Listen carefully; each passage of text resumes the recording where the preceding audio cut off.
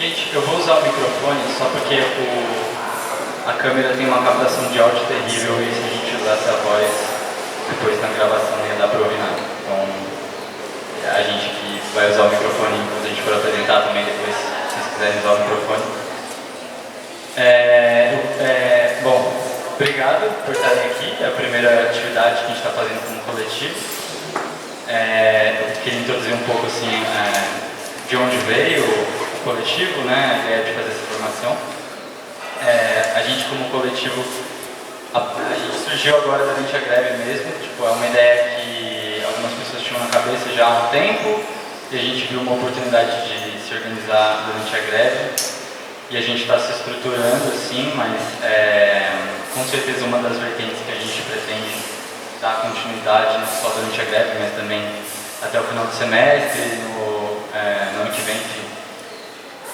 São essas formações, então a gente criou aquele grupo mesmo para as pessoas ficarem, que a gente pretende fazer várias formações ainda e é melhor para se organizar com aquele grupo de WhatsApp, né? Então, o coletivo Cobogó, a gente tem como ideia, assim, tentar discutir algumas coisas, não só discutir, mas tentar trazer de várias maneiras algumas coisas aqui para a FAO, que a gente sente que não tem tanto espaço dentro da grade curricular ou das disciplinas, ou mesmo em outras atividades de extensão, que é mais no sentido de trazer a extensão assim, mais pedagógica mesmo, trazer um pouco mais de questões também da academia que não aparecem, que não vem diretamente para a gente, organizar para os estudantes. Então, hoje a gente vai falar sobre o Sérgio Ferro, que não é uma surpresa para quem estuda na FAO, mas a gente pretende direcionar isso futuramente para temas um pouco mais específicos. A gente sentiu que era necessário introduzir primeiro para depois poder ter essa aproximação um pouco maior com a comunidade. A gente trouxe aqui os exemplares. Primeiro, na real, só para ter uma ideia, quem daqui conseguiu ler algum dos textos que estavam para a formação ou simplesmente já leu alguma coisa do Sérgio Ferro na vida? Então, as pessoas têm pelo menos alguma noção. Não sei se leram esse texto especificamente, mas estão familiarizados com alguns conceitos. A gente trouxe uns exemplares. O Zé quer saber de novo. Quem aqui já leu alguma coisa do Sérgio Ferro ou algum dos textos para a formação? A gente trouxe uns exemplares, rodando, dos livros que contêm os textos que a gente vai discutir. Tem um extra que eu vou botar só no final. E a gente vai, nesse primeiro momento, apresentar brevemente os temas, para quem não leu os textos conseguir entender mais ou menos do que a gente vai discutir, mas a ideia não é focar na apresentação, é só para realmente poder dinamizar depois a discussão, até porque a gente tem que devolver esse projetor às 5 horas.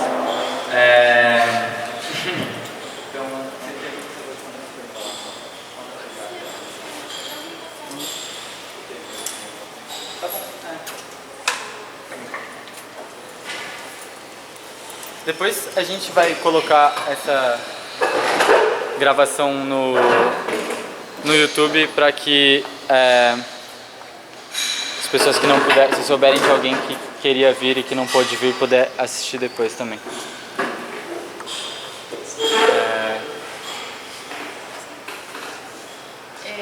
Bom, galera, para dar uma introduçãozinha sobre como que a gente vai chegar no assunto do Sérgio Ferro e fazer o desenho e tudo mais, a gente precisa entender um pouco do que estava acontecendo na época, né?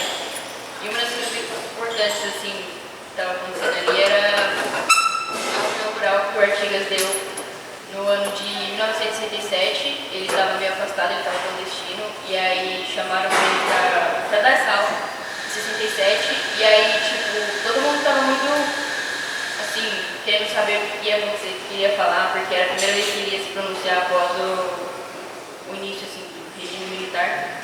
E aí a galera tava achando que ele ia dar uma aula assim, focada em militância, alguma coisa assim, só que como uma estratégia do PCB, que era o partido que ele fazia parte, ele não falou sobre o regime e ele deu uma aula totalmente focada no desenho. E segundo o Pedro Arantes, ele naquela aula ele exprimiu o verdadeiro sentido que ele sempre quis dar da arquitetura, a arquitetura, né? Tipo, ele, enfim, ele lacrou sobre arquitetura. E aí, peraí,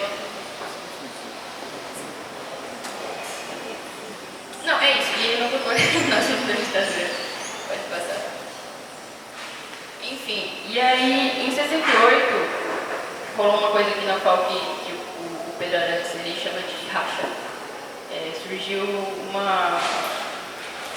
dois grupinhos, assim, que se divergiam em ideias, assim, não divergiam...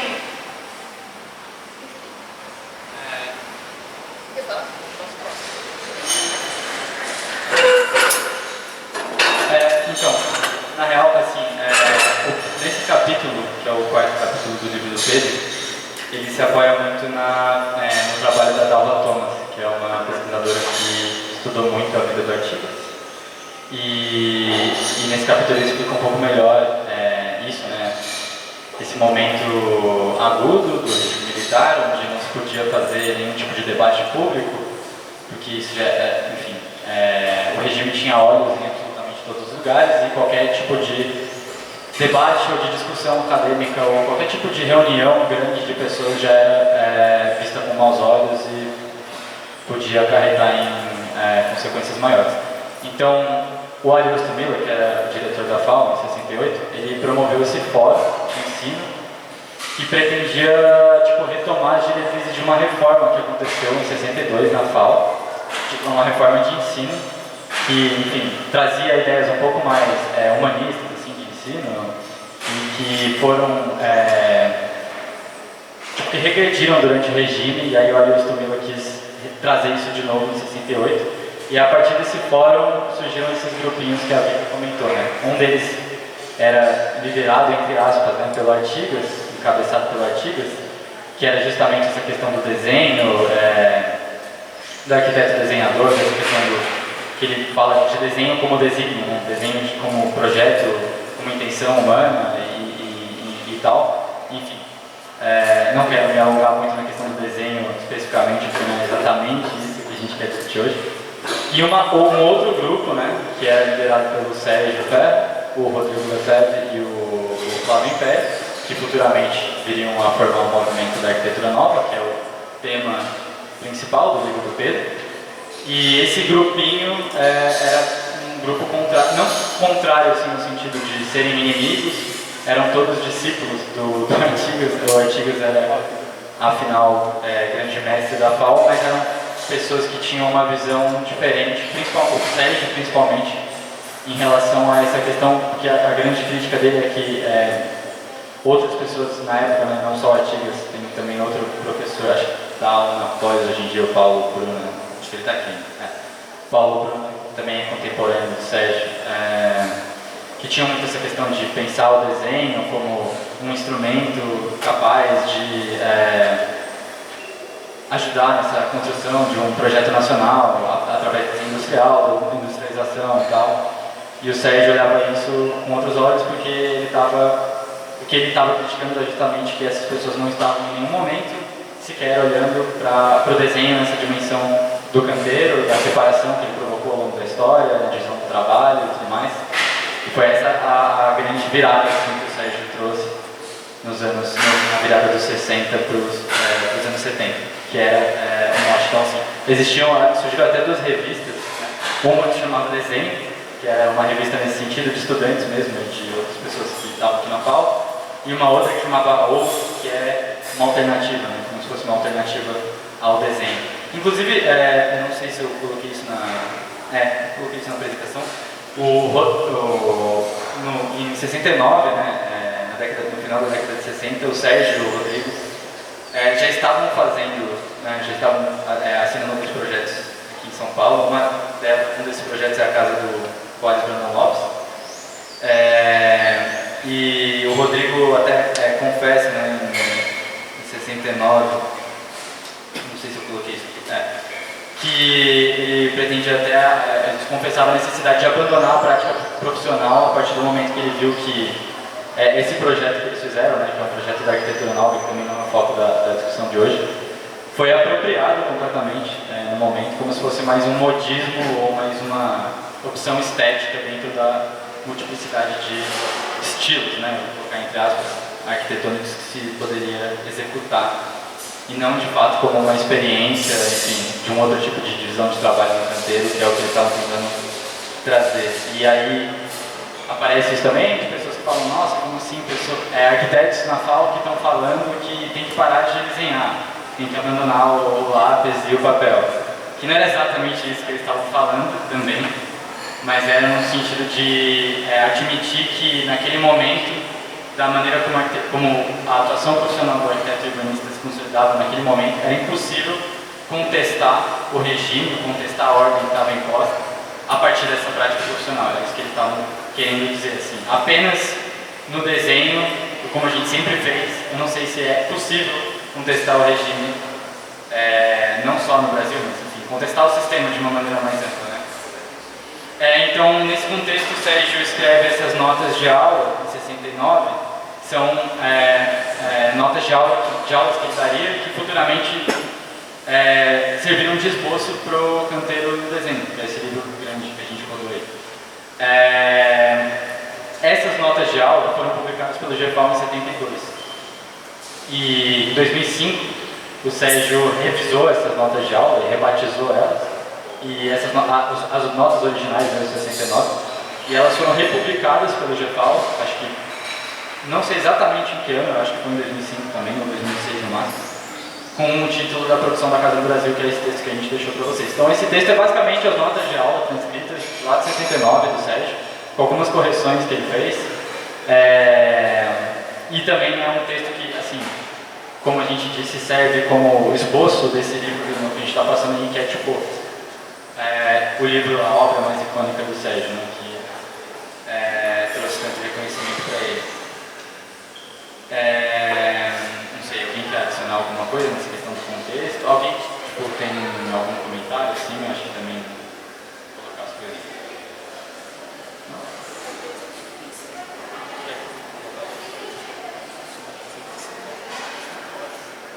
Tá, então pode passar.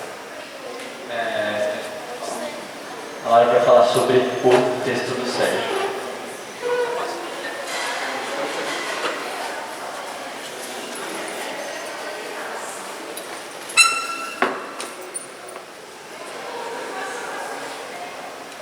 Bom, não sei se todos chegaram a ler esse texto, mas só para dar uma panorama inicial, ele é dividido basicamente em 3 partes, em que ele fala sobre o contexto de produção, materiais de 3 tipologias que ele enxerga, que são a casa popular, a mansão e a casa produzida para o mercado de massas.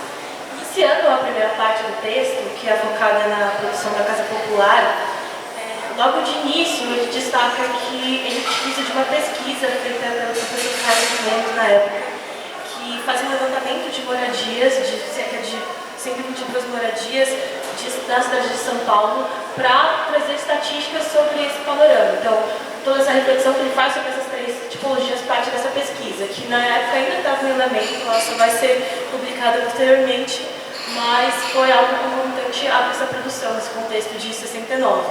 E nessa pesquisa, o Sérgio consegue enxergar que mais de 80% das casas são construídas pelos próprios moradores. Então, isso mostra que essa tipologia da casa popular é a principal e ela é a mais recorrente no cenário nacional. A foto? Não, ela não é do livro, ela é a foto que a gente tirou de contexto de autoconstrução, mas nesse caso era uma autoconstrução guiada, no sistema de mutirão. Mas, enfim, e todo esse contexto também é associado, na época, com o processo de deteriorização das áreas centrais, que fizeram com que as periferias de São Paulo aumentassem cada vez mais, as pessoas começaram a sair dos cortiços para buscar moradia em terras e regiões mais baratas, e ele destaca vários, por exemplo, como Limão, Americanópolis, Veleiros, e também o Núcleo Bandeirante, no caso do Distrito Federal, e a cidade de Osasco, como locais onde esse processo acontece com bastante intensidade. Pode passar. E os principais materiais que o Sérgio identifica da casa popular são basicamente os materiais que são escolhidos por as condições básicas de baixo custo, alta disponibilidade, transporte fácil, já que a construção é feita pelos próprios moradores, e que eles possam comprar com uma pequena quantidade de crédito. E, como por exemplo, tijolo, telha de barro, balcão aglomerante, madeira bruta que não é beneficiada, portas e janelas de tábua sem vidro, materiais de demolição, aproveitamento de materiais que já foram utilizados, chão apiloado, que é chão de terra batida, e entre outros. Então, e a principal característica é que, como a gente pode ver nessas próximas fotos, pode passar, é que não há uma presença marcante de revestimento. A gente percebe que esses materiais eles são utilizados na sua forma mais pura e mais bruta, e aqui a gente vê materiais, uma construção que é contemporânea, que não é desse contexto, então existem outros elementos. Aqui não é o barro que é usado como aglomerante, aqui é usado a argamassa, mas ainda assim a gente percebe que a essência se mantém, que a característica, não existem enfeites, não existem revestimentos nesse caso. Então, é uma construção que se evidencia pela ausência, na palavra do próprio Sérgio. Então, aqui é um esquema, basicamente, de uma tipologia que é muito comum nas periferias e até mesmo em favelas de alta construção, nesse caso em que foram construídos mais pavimentos, mais lajes. Então, e também existe um elemento muito interessante que mostra como as construções normalmente se iniciam pelos fundos, porque existe a possibilidade de usar a frente para outros tipos de usos, outros usos comerciais e outros usos até de aluguel, que vão sendo criados decorrentemente dessa lógica. E a técnica, como a gente já tinha mencionado um pouco antes já, é principalmente através da autoconstrução. E ela parte muito dos conhecimentos populares que são presentes na vizinhança, muito da observação do que é feito pelo outro, e vai se adquirindo ao longo do tempo. Também, a gente pode questionar isso, mas o resultado disso acaba sendo uma moradia mínima. De acordo com essa pesquisa que ele traz do Carlos Lemos, a grande maioria dessas moradias possuem apenas um quarto e era menos da metade que possuíam 2 cômodos, em decorrência das limitações, tanto técnicas quanto limitações de recursos. E aqui a gente trouxe um trecho do livro, se vocês quiserem olhar e ver os slides, que a gente vai disponibilizar depois.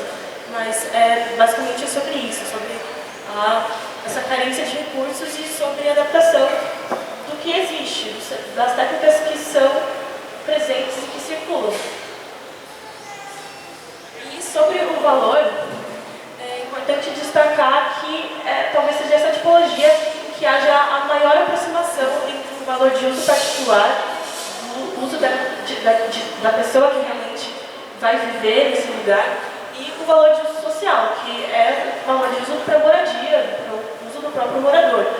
No entanto, isso não significa que esse valor de uso social ele não acaba entrando na lógica do capital e ele produza valores excedentes que podem ser usados para estimular um valor de troca.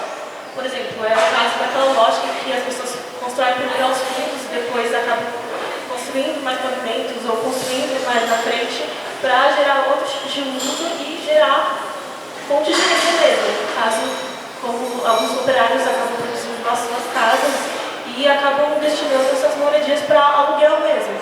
Então ele acaba se vendo nessa lógica como um pequeno proprietário. E o Sérgio enxerga isso como uma espécie de alienação também, porque ele acaba mimetizando uma espécie de individualismo burguês, desejando se ver como um proprietário, mas na verdade a consequência disso, de todo esse processo de autoconstrução também, acabou resultando numa baixa salarial, porque com a diminuição dos custos de moradia, os salários posteriormente foram significativamente reduzidos. Então, tudo isso também corrobora uma lógica de exploração do sistema capitalista. Bom, passando aqui para a segunda parte, né, do texto do Sérgio, ele vai contrapor essa tipologia que ela comentou da casa popular, e ele vai falar do completo oposto, assim, do outro lado da régua, que é essas mansões, né, essas casas burguesas. Ele vai usar o exemplo de uma mansão no Morumbi. Assim, eu acho que eu posso começar pelas... como posso fazer? essa palavra de individualismo, mas assim, vou contrapor, por exemplo, na casa popular, no caso da autoconstrução, muitas vezes é o próprio proprietário que está construindo, né, ou autopromoção de chamar outras pessoas da vizinhança para construir. E tem muito essa coisa de assim, a tipologia é extremamente limitada pelos recursos que estão disponíveis a partir do poder aquisitivo daquele operário, daquela pessoa. Né? Então, ninguém arrisca, no caso esse é o que o Sérgio está dizendo, né? Tipo, ninguém vai se arriscar na construção da casa popular a fazer uma tipologia maluca, algo que nunca foi feito antes, porque é justamente isso, existem poucos recursos, você quer repetir o que você sabe que dá certo, que todo mundo faz, que é seguro, que contém exatamente o mínimo possível, né? Que é isso que ele está comentando. E você não vai se arriscar a fazer, enfim, até mesmo a questão do revestimento, que é um investimento, querendo ou não, custa dinheiro. Mas no caso da mansão, né, da casa burguesa, é o completo oposto. Você tem tudo que você precisa, assim, dinheiro para não acabar mais, você mobiliza uma quantidade assim, gigante de trabalho, no sentido de que você compra vários gêneros de trabalho, né, que o Sérgio expressa dessa forma no texto. Então tem o engenheiro, tem o arquiteto, tem o decorador, tem o paisagista, tem o... enfim, uma série de grupos, né, de trabalho que vão agregar valor naquela construção. E também contrapondo assim, a questão da casa popular, a Lara comentou agora no final, dessa questão do operário assim, chegar como um pequeno proprietário. Isso acontecia no sentido de que a casa vem antes como abrigo, no sentido mais puro da palavra, né? Ser exatamente isso.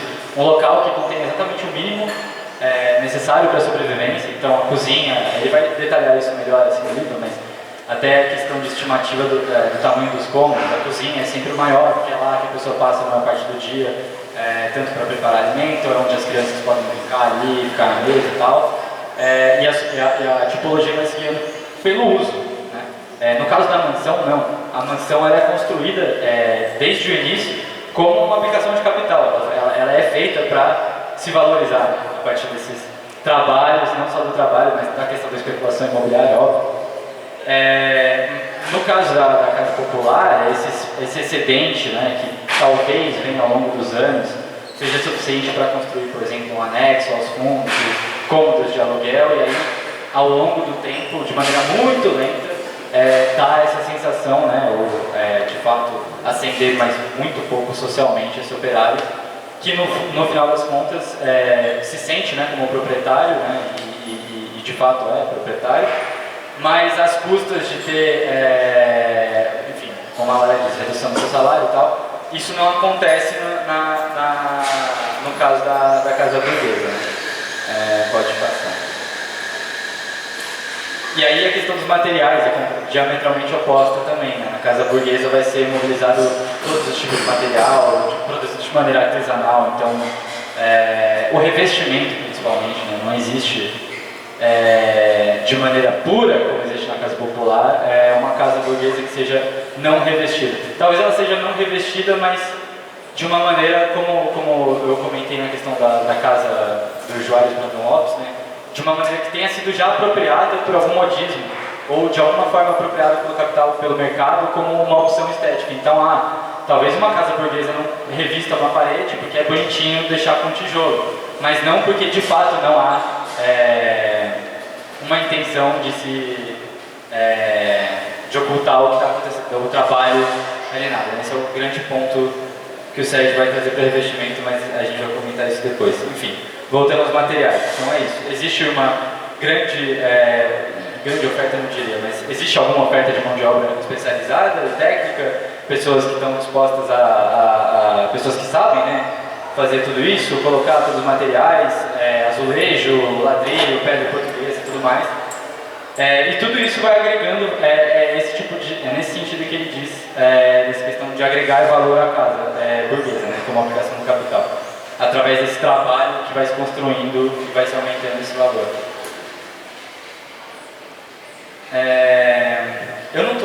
Eu estou falando na minha cabeça, eu não estou acompanhando a apresentação, mas eu espero que vocês estejam entendendo.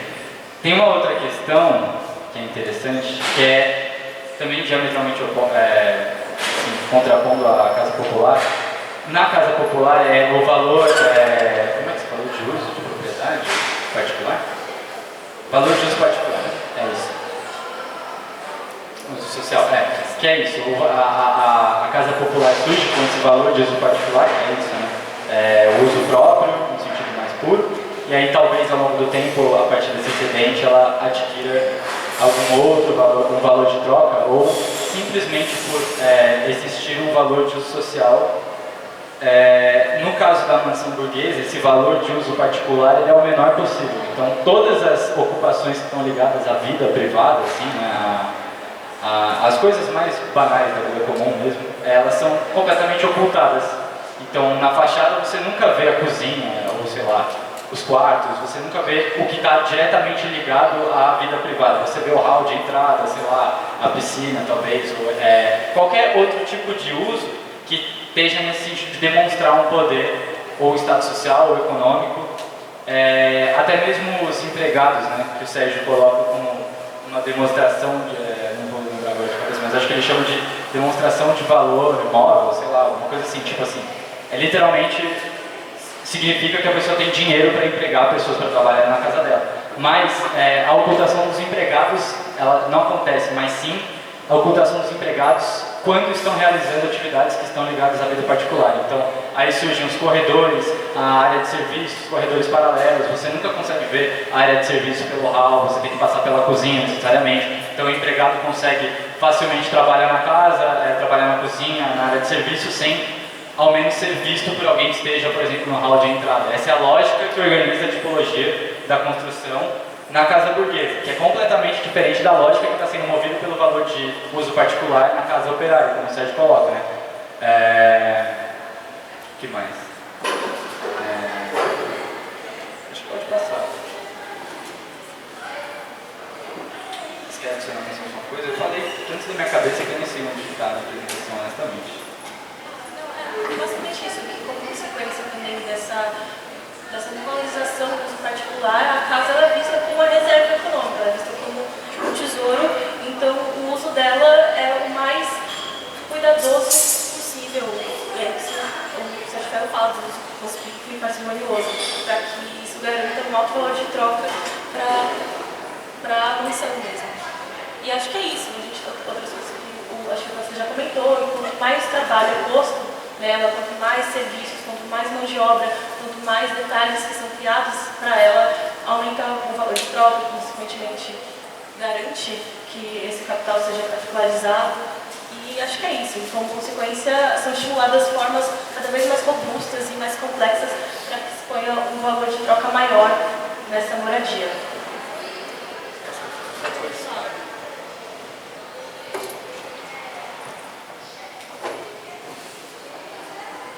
Um esclarecimento para quando vocês forem ler essas tipologias de casa, que ele fala casa tesouro, né, casa burguesa, que nem aquela caixinha de joias. Não sei se vocês têm isso na cabeça, né, aquela coisinha bonitinha, que eles conservam a tampa, sai até uma bailarina.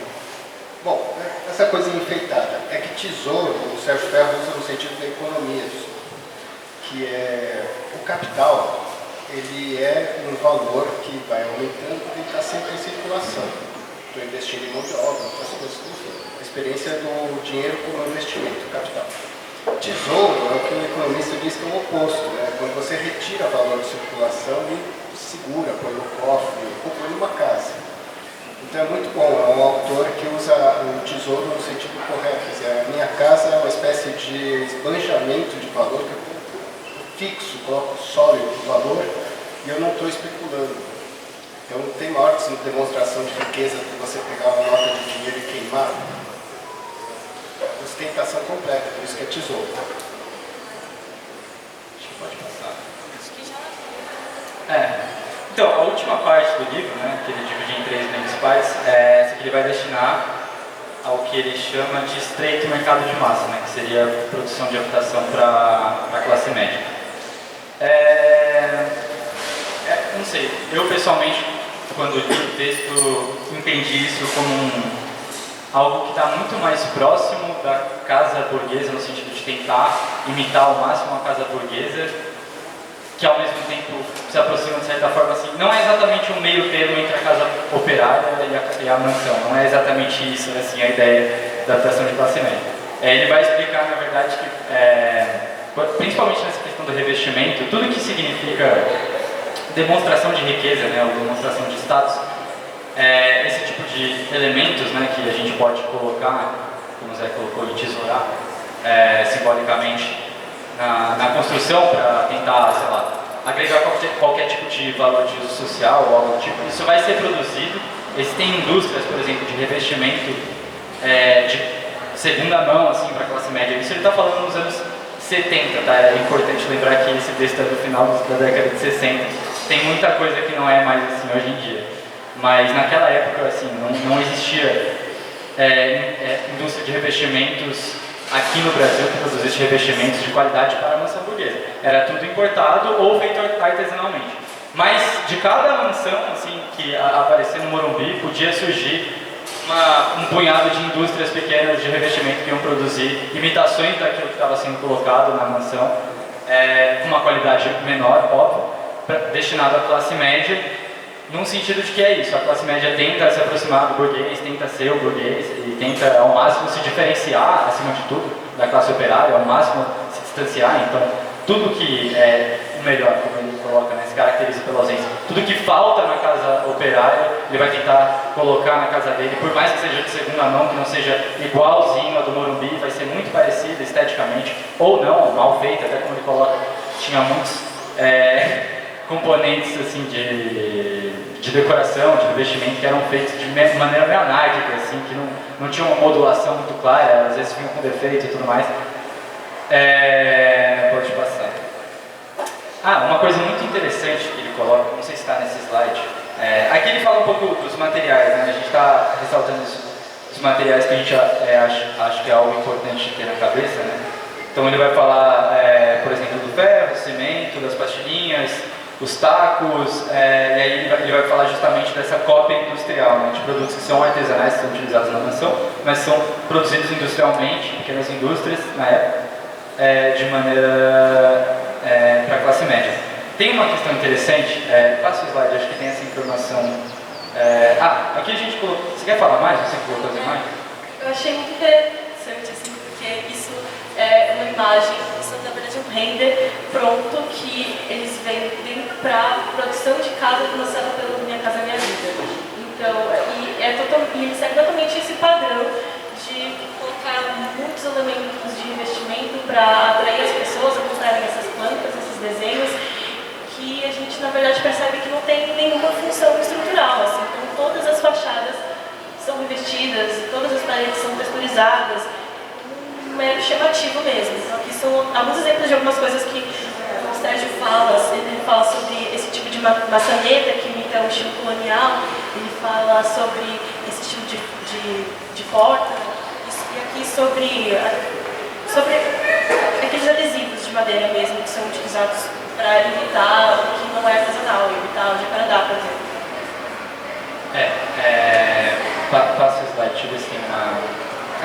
Então, tem uma informação que ele coloca, muito legal, um cálculo que ele faz na hora, assim, meio brutão, assim, mas para dar uma ideia, acho que é mais uma estimativa que ele está querendo colocar no texto, para ter uma dimensão. Ele comenta, essas indústrias do revestimento, né, no final da década de 60, para a classe média, elas tinham uma capacidade de ociosidade, né, de aproximadamente 48%, que significa que, sei lá, elas produzem quase o dobro do que elas de fato vendem. Então elas produzem uma quantidade, vendem só a metade, mas continuam produzindo a mesma quantidade.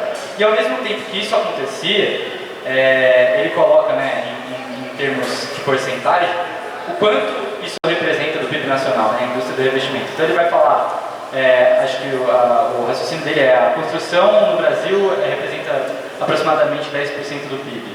Da construção, 50% mais ou menos é a construção civil. Então é 5% da construção civil. E da construção civil, aproximadamente 30% ou 40% é de revestimento. Então aproximadamente 1,5% do PIB, né, do Produto Interno Bruto, é destinado, vem dessas indústrias que estão com uma capacidade de ociosidade média de aproximadamente 50%. Ao mesmo tempo que existe aproximadamente 40 milhões de pessoas sem moradia no Brasil. Então, existia um déficit habitacional enorme, gigante, e ao mesmo tempo em que esse dinheiro estava circulando e não sendo, né, comprado, de fato consumido, porque não existia um mercado de massa tão grande assim. A classe média não estava comprando tanta coisa assim. Não sei exatamente qual que é a explicação. Ao mesmo tempo que isso é contraditório com essa capacidade ociosa de materiais, não é só de investimentos, ele também fala sobre a capacidade ociosa de materiais na construção civil, sobra materiais. Isso pode ser explicado pelo déficit habitacional, mas ao mesmo tempo justifica o grande emprego na indústria dos investimentos, porque esse capital ele precisa ir para algum lugar. Ele não é utilizado para a produção de moradia, então ele vai ser utilizado para a produção de investimentos, que vai gerar uma alta lucratividade pública e acaba consumindo cerca de 30% do orçamento de uma obra. Então, é uma lógica que vai ser contraditória com o déficit habitacional no Brasil, que até hoje se estende, mas na verdade faz sentido para a lucratividade. Pode passar, não sei se tem mais. No final, ele vai também falar um pouco mais sobre a questão da divisão do trabalho, que eu diria que é a parte mais complexa assim, do texto. Esses últimos subtópicos que ele coloca são mais complexos porque ele acaba entrando em termos mais teóricos.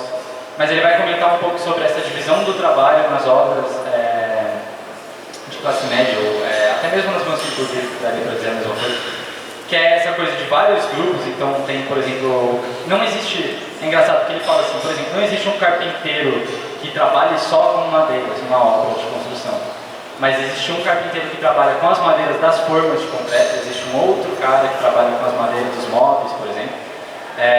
Não existe uma organização de trabalho, assim, uma cooperatividade, né? Alguma coisa, um trabalho um pouco mais coletivo na obra, é completamente fragmentado. Então vai lá o cara, faz as formas para argamassa, né, armada, aí as pessoas concretam, e depois entra, enfim. É uma sequência de grupos que não necessariamente estão colocados da maneira mais eficiente, no sentido de eficiência mesmo, de trabalho, e de cooperatividade. Isso é algo interessante que ele fala da divisão do trabalho.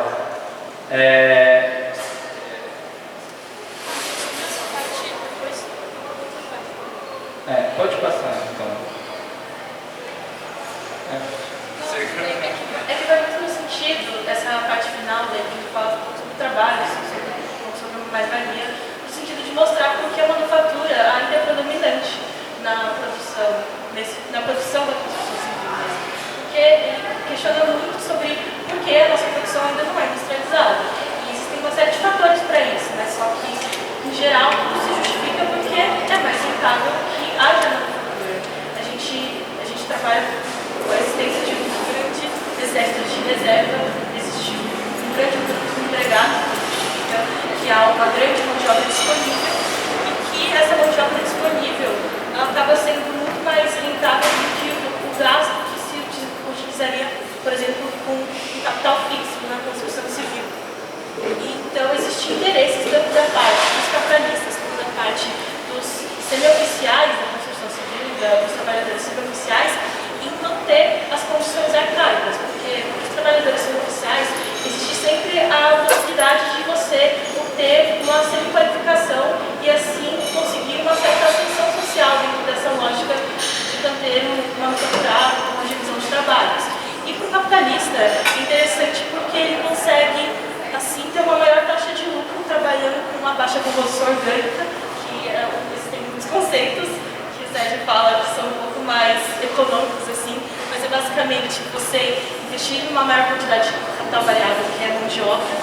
Isso gera uma maior taxa de lucro, existem explicações mais complexas para isso, mas resumidamente. E também existe outro fator que é uma necessidade externa mesmo do próprio capitalismo em manter áreas de produção retrógradas para que ele consiga sobreviver e assim não entrar em outras contradições. Mas é basicamente isso, então ele dá uma série de justificativas para que esse tipo de modelo ainda persista na construção civil e basicamente isso. A gente está um pouco preocupado com o tempo só, porque a gente não queria acelerar mesmo na apresentação e a gente tem que devolver o projetor às 5 horas. A gente colocou uns questionamentos assim. A gente vai deixar aí até a gente ter que devolver o projetor. A ideia não é que a gente baseie a discussão neles. A gente só quis colocar umas questões para ver se a gente consegue dinamizar um pouco mais, ou talvez inspirar alguma coisa em vocês. Não sei se quer fazer alguma consideração sobre o que falamos até agora. Bom, a gente vai deixar aí até às 5. Às 5 a gente vai ter que tirar o projetor. Mas acho que agora a gente pode abrir, de fato, a discussão. Não sei se vocês querem usar o microfone ou se vocês querem falar de onde vocês estão mesmo. Se vocês quiserem usar o microfone, sintam-se à vontade. Se quiser, quer usar o microfone. A galera falou, puxa, tem umas chateações de uma discussão de arquitetura que você precisa dominar um pouco de economia, né? E de fato essa composição orgânica do capital é uma parte do capital do Marx que é especializado, né? Mais-valia é um conceito muito mais importante, mas tem a ver com esse conceito de mais-valia ou mais-valor no contexto do agora. Então tá. Então, é tão importante que eu estou obrigado a explicar rapidamente então, esses conceitos de mais-valor e composição orgânica do capital. Mais-valor é um segredo que torna o capitalismo uma força extra-humana. Eu não acho mais. Acho que só um cometa isso torna o capitalismo. Porque significa que tudo você sempre teve dinheiro para investir, né? Até nos tempos bíblicos, devia ter um cara lá que Sovina, que junta a moeda, deve ter emprestado o José fazer a capitania dele. Isso é antigo. Nesse tipo, capital é antigo. O capitalismo é algo que só acontece quando uma coisa específica vira mercadoria. Uma coisa só. É trabalho. Trabalho não é mercadoria. Quando isso passa a ter trabalho no mercado de trabalho, você compra trabalho, enfim, como se estivesse comprando isso aqui. Aí faz um clique na história e você consegue ter autonomia para produzir lucro. Você compra trabalho para que ele ceda valor numa proporção maior do que é o valor dele mesmo. Uma mercadoria milagrosa, produz mais valor do que o valor dele. Então, isso é mais-valia. Por que composição orgânica tem a ver com mais-valia? Porque significa que sua empresa vai conseguir obter lucro, ter uma proporção de folha salarial maior do que você gasta em materiais, equipamentos. Então, isso daqui é importante, porque a construção vive esse dilema, né? Para construir uma casa, eu gasto muito em materiais, equipamentos, etc., e muito em mão de obra. Então, tem um jogo de embate em que é fácil, Sérgio, perceber essa formação, composição baixa do capital. Baixa no sentido de, até no Marx, é uma etapa primitiva do capitalismo. Você ter uma empresa, um negócio onde você metade do que você gasta para produzir, você gasta em salário. Então, isso daqui é a essência da discussão que eu estava trazendo também, de que se vocês, como arquitetos, vocês vão participar de uma indústria de baixa composição de capital ou não. Se vocês fazem um projeto, a execução desse projeto gasta tipo impacto, mão de obra com materiais. Isso importa muito, porque significa que está viva a discussão que ele tinha com o artigo. De que observar o canteiro, tornar o canteiro menos, não é menos. É relevante estudar o canteiro, porque é lá que o capital se posta. Se o Artigas estiver certo, de que o futuro da construção é com alta composição orgânica do capital, eu vou gastar quase tudo em material e máquinas. E vou botar só na pitadinha de mão de obra. Que é, sei lá, um engenheiro sofisticado que está lá ver a questão do Sérgio. Então a discussão do Sérgio Ferro é superada.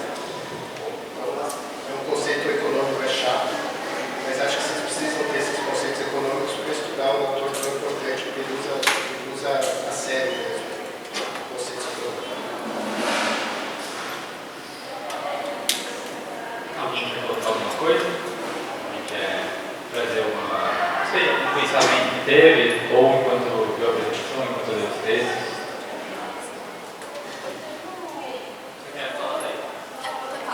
Eu tenho uma questão sobre temporalidade, assim, porque vocês falaram, por exemplo, que revestimento é tipo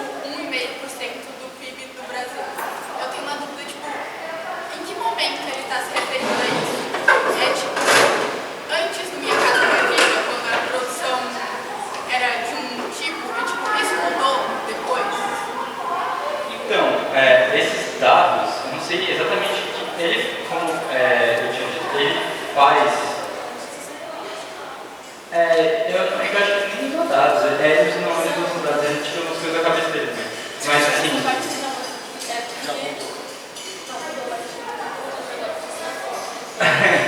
enfim, ele escreve assim, esse cálculo durante o texto. Como é um formato de nota de aula, tem um monte de coisas que não são exatamente formais de sei lá, de uma monografia ou um texto acadêmico.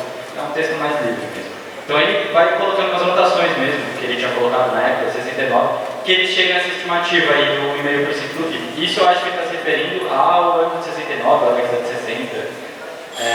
No geral, eu imagino assim, eu não tenho dados, a gente até pensou em trazer, mas eu não tenho dados, mas eu imagino que isso tenha mudado bastante, assim, sei lá, a minha percepção como indivíduo é que a indústria de revestimentos até para a classe média aumentou bastante e que tem muito mais consumo hoje em dia, me parece ter.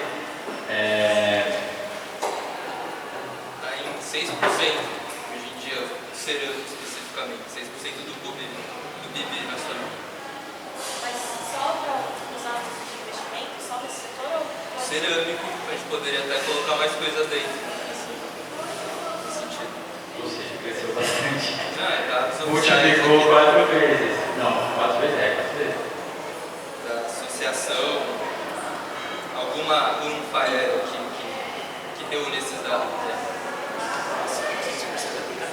Muita coisa, né? Isso também é uma coisa que eu gostaria também de perguntar para o Zé, na experiência da minha carreira vida, ou foi uma coisa mais efetiva na questão de investimentos, que foi uma coisa que colaborou nesse processo.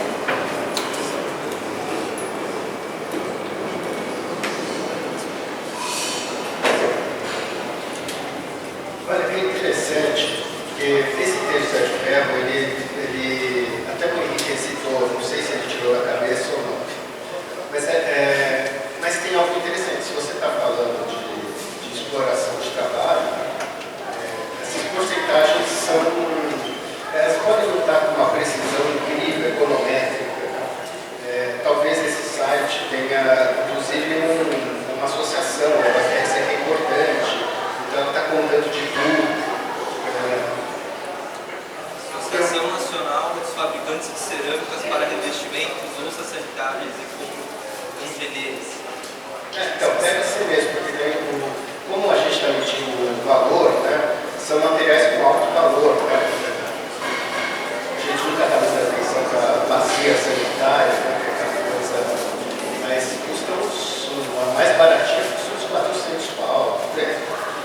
Não, existem umas de 100 e pouco, mas enfim, a média do preço de seca é isso. Portanto, se vocês querem fazer uma estratégia de como atuar no mercado de construção brasileiro, no final das contas, o arquiteto ele mede o valor dele pelo valor das coisas que ele projeta. Então, eu acho sim que o valor dos investimentos, o grau de industrialização dos investimentos, mudou, ele proporcionalmente tende a ser maior, eu confio nisso, mas embora tenha mudado muito o valor próprio, uma coisa que começou a acontecer que o Sérgio Ferro deve estar admirado é o fato de você não ter mais produção local de muitos revestimentos. Uma revestimento é bruto, você compra em saco. Você vai na Leroy Merlin e vende por metro quadrado um tipo de material bruto. E veio da China. Entrou no container e veio com aquela coisa balançando no mar até aqui. Isso daí, como eu disse, é o clique do capital. Mas como é que você luta contra isso? Então, sim, eu acho que a tendência dos valores dos materiais mais caros tende a aumentar cada vez mais.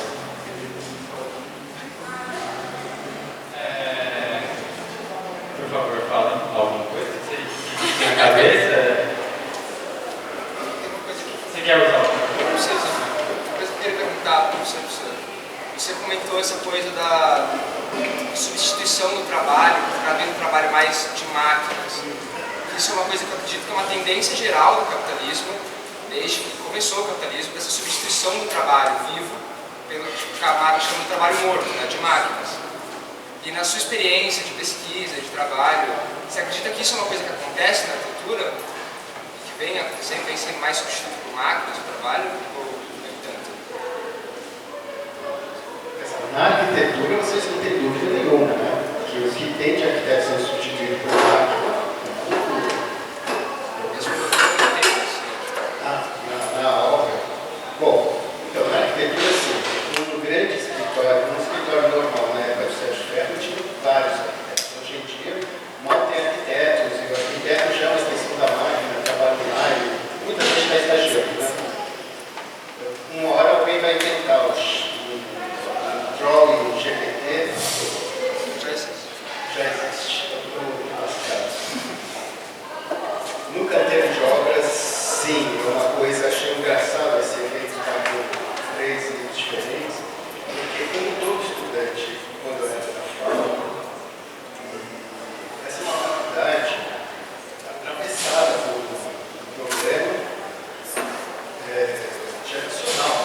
O grande fundador dessa faculdade e o melhor aluno dele tiveram uma briga que não acabou nunca mais. Sobre se o canteiro, basicamente é isso, o canteiro de obras vai se industrializar ou não? É a sua pergunta. Se ele vai se industrializar, a composição do capital aumenta e o próprio ato de projetar tem que ganhar um grau de profissionalismo que invalidaria a aposta do Sérgio Ferro da arquitetura nova de fazer um desenho no canteiro junto ao operário. Isso seria regressivo, seria revolucionário. E quando eu tive que fazer a minha pesquisa, minha casa e minha vida chegou um momento em que o artigo escreveu que nunca mais vai se projetar apostando no canteiro de obras em nocivo. Que coisa horrível. Mas fazer o quê? Pós-graduação é pesquisa, é um dado de pesquisa.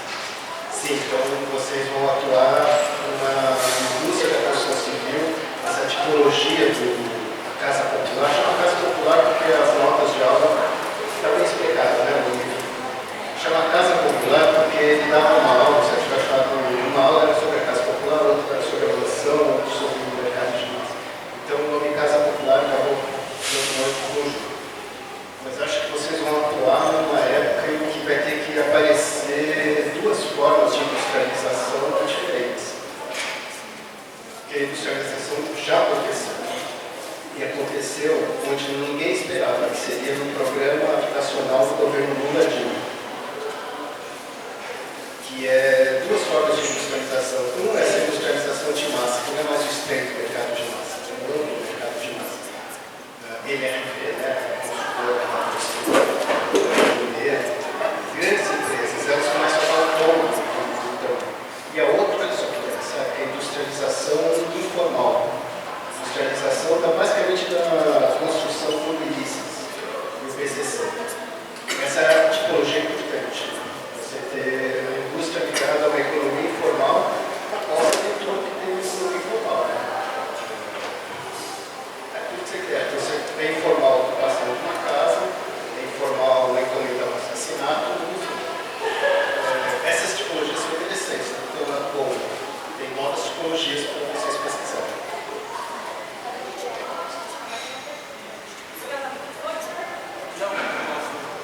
Você dá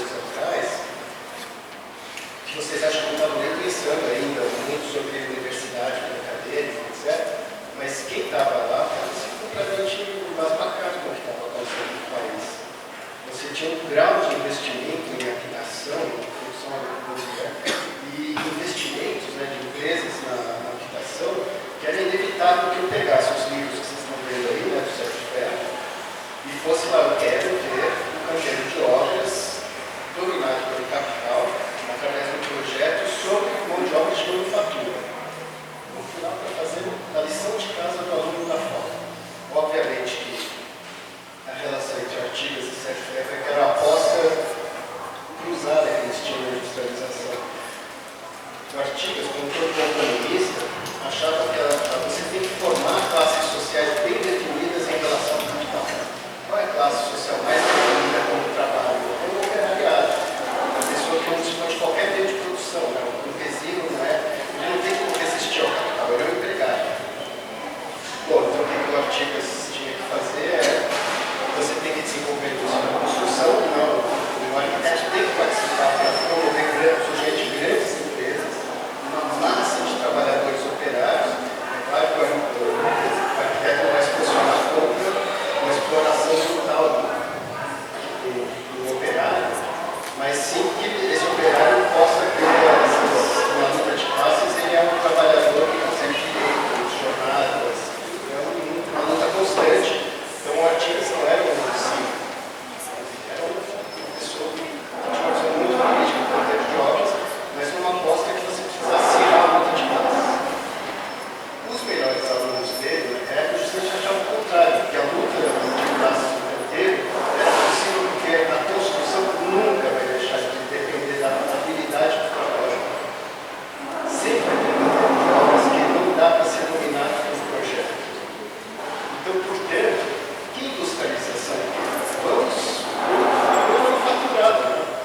Vamos trabalhar junto, o arquiteto junto com o trabalhador de obras, vai ajudar a organizar aquela manufatura em que cada um faz o que sabe de melhor para se organizar. Então, você muita metáfora de banda de jazz, um gênero musical que é muito improviso.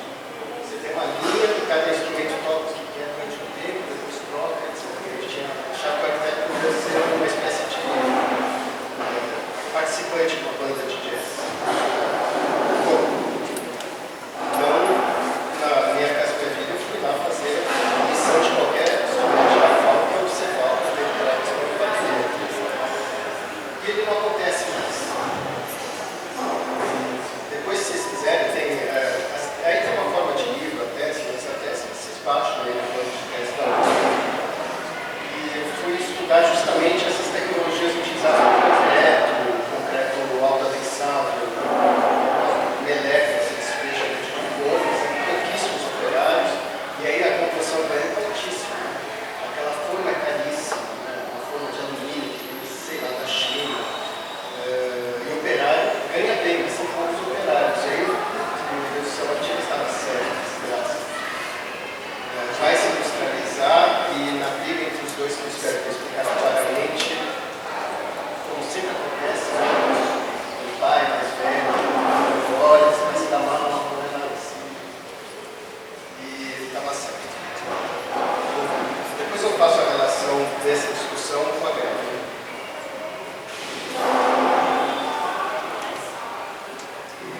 Não é exatamente uma pergunta, um monte de coisa se juntou na minha cabeça quando vocês estavam discutindo, mas você falou, por exemplo, de industrializar o canteiro de obras.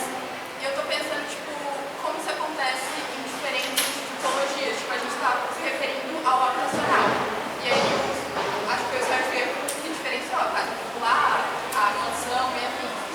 Eu queria saber, essa industrialização do canteiro, ela acontece de outras formas, em outras tipologias? A escolar, sei lá. Gabi, vamos ver a mais maluca possível. Vocês têm umas fotos lindas, né? Tu quer dizer aquela foto? Daquelas mulheres construídas? Uma foto genérica, assim, de Google.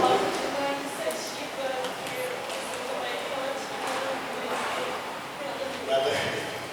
Mas vamos imaginar a situação em São Paulo, aquela família assim, muito arrebentada, tem aquela casa construída, conhecida, né?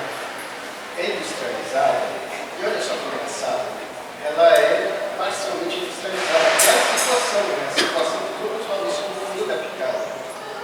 E que todos os autores do Chico de Oliveira tinham que falar como é que encaixa isso no capital.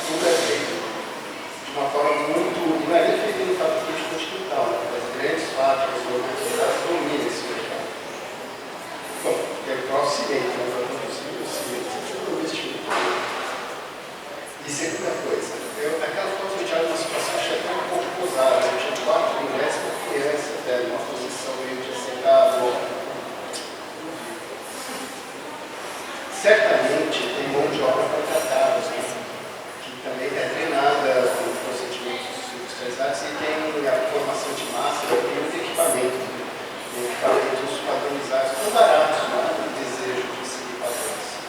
Então, é como se você tivesse o último refúgio da manufatura atacada pela indústria por todos os lados. Então, daí para cima, uma escolinha, qualquer coisa industrializada. Daí para cima. E tanto tem que vocês estão usando a palavra autoconstrução. Acho que até uma hora o Henrique falou, ou autoprodução, ou autopromoção também. Tem um grupo muito bom, que é da Escola Federal de Minas Gerais, o MON, que eu recomendo muito, acho que eu passei várias vezes para vocês. Morar de outras maneiras. Eles propõem a palavra autoprodução. Porque significa só que a pessoa não tem muito recurso, dinheiro, tem muita assistência técnica, mas ela faz parte de uma produção da casa que é industrializada.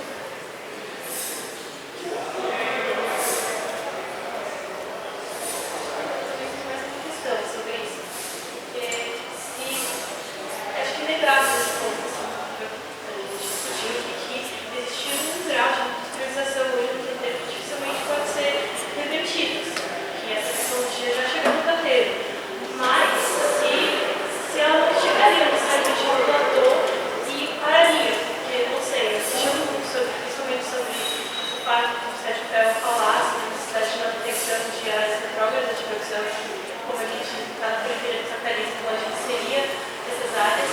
Aí me questiono sobre algumas coisas que acontecem com a construção. Por exemplo, pré-fabricados, que já é realidade em alguns países do norte global, e se isso poderia mudar a lógica de produção aqui, afetando ainda mais a industrialização, ou se a gente não falou, até porque existe uma função que a gente sabe que a construção civil gera muito emprego. Às vezes, gerar empregos é uma necessidade nacional mesmo, de um projeto nacional de governo. Então, a construção civil vai ser mobilizada nesse sentido, como existir um programa de desemprego no país. E tem até algumas teses que falam sobre o mercado da vida nesse sentido, pós-crise de 2008, não só com o programa de geração de moradia, mas de geração de emprego. Então, isso poderia também ser um desvio a essa industrialização. Processos são inevitáveis. Adicionando assim algumas coisas, tipo, em cima dessa discussão, justamente, que o Zé está contando pra gente, que não é mais assim como o Sérgio escreveu no final dos anos 70. Mas mesmo com todas essas mudanças, assim, eu acho que já era desesperador o suficiente para alguém que lia ou ouvia uma aula do Sérgio nos anos 70 pensar, como estudante de arquitetura, meu Deus, o que eu vou fazer da minha vida? Como eu posso continuar, né? E justamente essa questão do abandono, que algum deles, o próprio Sérgio, abandonou a prática profissional do desenho, né, da arquitetura e tudo mais. E como isso fica assim hoje, porque se a gente está estudando uma pessoa que está contando essas coisas pra gente nos anos 70 e hoje em dia as coisas já mudaram, tipo, como a gente, de maneira análoga, pode mudar ou acompanhar esse movimento no sentido de contraposição. Assim, como a gente pode... isso é algo que eu me questionei genuinamente a primeira vez que eu entrei em contato, assim. A primeira vez que eu li o texto do Sérgio Ferro foi numa aula de relações sociais, com a Madalena Spitz. E aí eu lembro que eu fiquei, tipo, bem desanimado, assim, eu terminei o texto. Eu fiquei pensando, porra, então é isso, né? Nosso trabalho, o que a gente vai fazer, basicamente, submeter um monte de gente, né, a um trabalho alienado e tudo mais, enfim. Mas tem essa experiência que eles fazem na década de 70, que é a arquitetura nova, né? Os projetos que compuseram no movimento. Então, sei lá, recomendo muito que leiam o livro do Betinho dele, que ele vai explicar isso bem melhor. Que são experiências possíveis, né, de canteiros onde não eram completamente dominados, onde os operados faziam decisões de projeto, algo que vai mais no sentido mais de cooperação mesmo no trabalho. E a gente tem, sei lá, por exemplo, naquela foto que o Zé comentou, que era a construção guiada,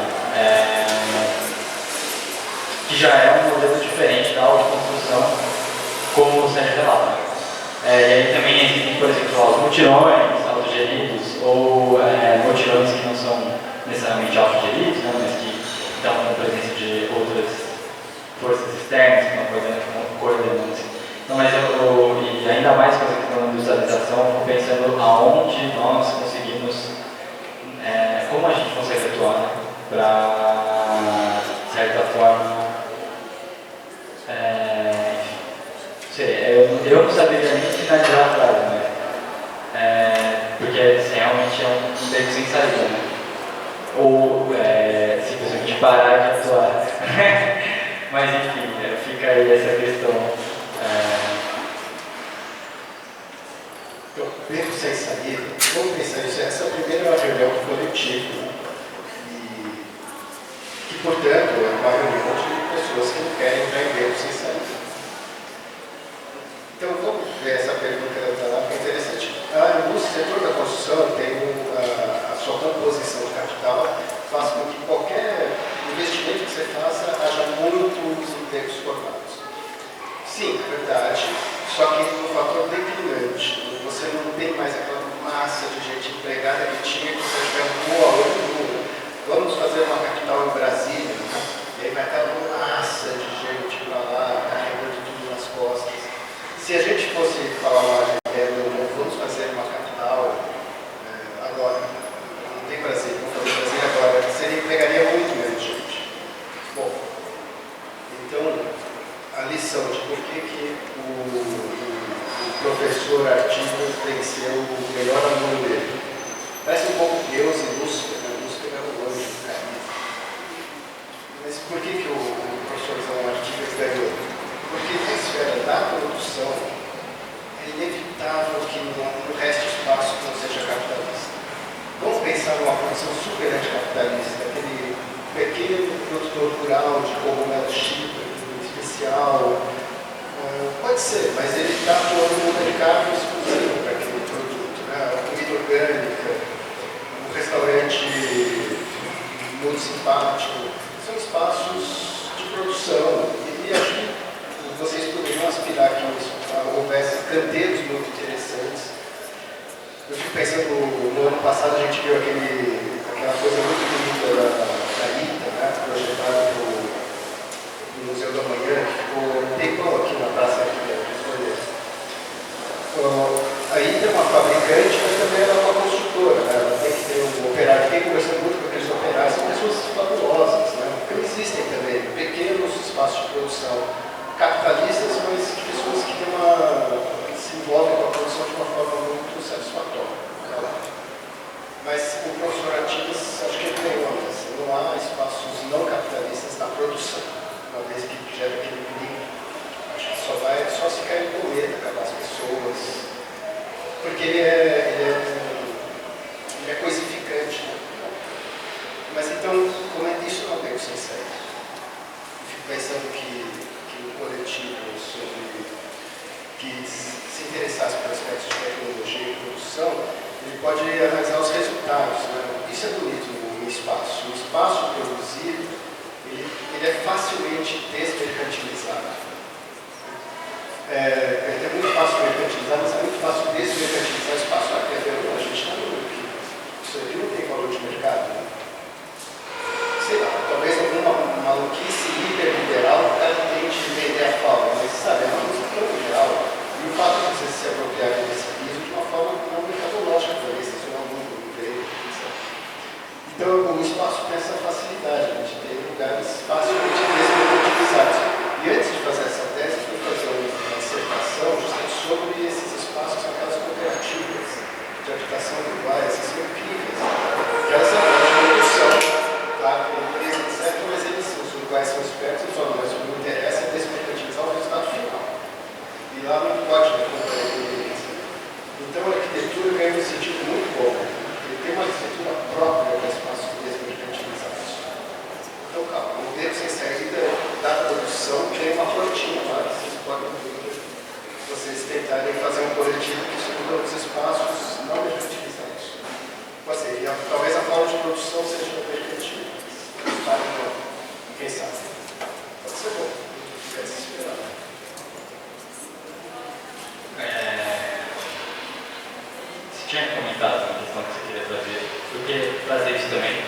eu não sei exatamente qual é a discussão, mas acho que é importante a gente falar da greve, já que a gente está fazendo essa atividade durante uma greve. Você disse que você tinha algo a colocar em relação aos autores que a gente escolheu. Chegou a hora do revelar. Olha só que interessante. Na minha essência, a visão dos professores da greve do estudante, eu sei que tem uma pauta base, mas a pauta central é a continuidade da faculdade pela renovação do corpo de professores, certo? Me parece que todo o resto é um pouco paralelo, um passo. Veja a história, pessoal, que tem os autores dos 3 textos aqui. O Sérgio Ferro era uma época em que você podia ir a professor da FAO por uma espécie de dedaço, um professor que era antigo, era tempo de cátedras. Praticamente, um professor muito importante no nosso plano, você, como melhor aluno, você vai virar dar aula aqui, né? E com 20 e poucos anos, ele foi professor da FAO. Isso não é premiar um irresponsável. Você imagina, é evidente que o Sérgio Ferro um super estudante, um dos melhores estudantes que a FAO já teve. E quando ele assume a posição de dar aula, eu conversei já com gente que teve aula, que era uma aula assim, muito densa, difícil, né? E que o livro que vocês estão lendo ali, a Casa Popular, a produção da Casa no Brasil, era realmente uma nota de aula que o Sérgio Ferro tinha que escrever, porque ele dava aula sentado lendo. Então era aquele nível de professor e que ele foi trazido para a faculdade com uma espécie de inteligência de um fundador. Né? Eu quero que a FAO tenha um espírito crítico e é você, Sérgio, é você mesmo, você vai dar aula. Por aí vai. Apareceu o Carlos Lemos, que é outro cara genial, também está velhinho hoje em dia, mas que também virou professor nessa base assim, que uma faculdade muito pequena, uma elite paulistana, você podia fazer isso, né? Era um clube de elite. Você chama as pessoas que você acha que são melhores, é uma espécie de meritocracia radical, na base de quase um grupo pequeno em que você tem um líder que forma outras lideranças. Então esse é o primeiro aspecto de professores. Isso em si não revela nada para a greve estudantil. Não se pode mais criar um corpo de professores desse